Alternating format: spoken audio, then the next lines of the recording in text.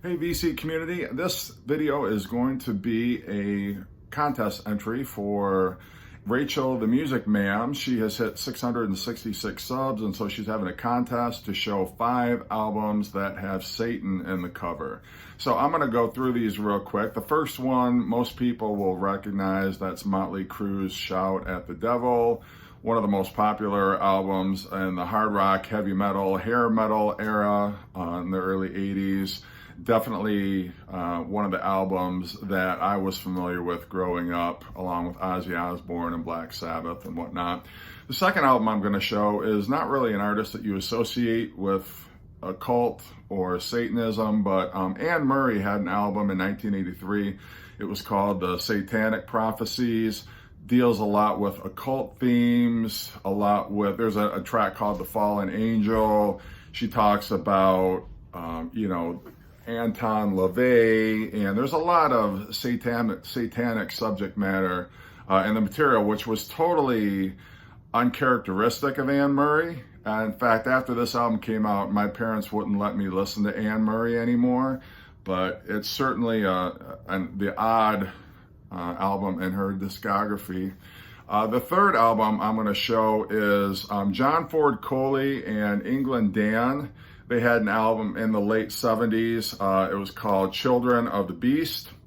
And, most people associate them with yacht rock, but this was, I think they were trying to pander more to the hard rock crowd, get a younger audience, I guess. There's no other way for me to describe how this album came about, but the imagery on the cover was just so, I guess, it stood out in the album racks. I remember going into the record store where I bought records back in the day and seeing this and being like, wow. But the music inside, it's still a softer kind of rock, but it deals more with occult themes and, good versus evil, and just subject matter that they really hadn't tackled before.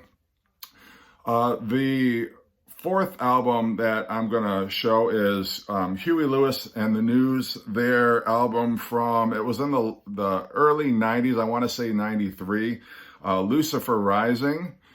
And this is probably the hardest rocking album in their discography. Huey Lewis, he's got such almost like a Ronnie James Dio delivery, which I'd never heard him sing. And this subject matter too, for them, was very unusual. It was I remember critics really jumping on this album, like, what are you doing? Stay in your lane, Huey Lewis. It was just such a departure. And I think really it's, nobody was ever going to buy a Huey Lewis and the News album because suddenly they turned into Satanists or got into the occult. And obviously commercially it didn't do very well.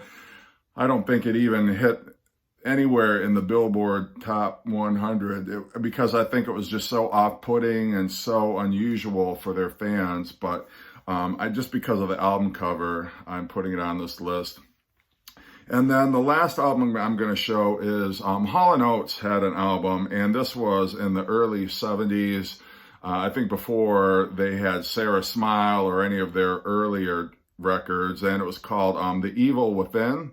And they were dabbling a little bit in harder rock and kind of getting on the whole satanic bandwagon, I guess you could say, artists like Black Sabbath, a little bit like Rainbow. And so it didn't really work. It's not a very convincing album. And it's not one of their better known albums, but nonetheless, it's sort of that black sheep in their catalog. So anyway, those are my albums, and thank you for watching. I don't know if you've heard of any of these or seen them, but I hadn't seen any of them on anybody else's list, so I put them on mine.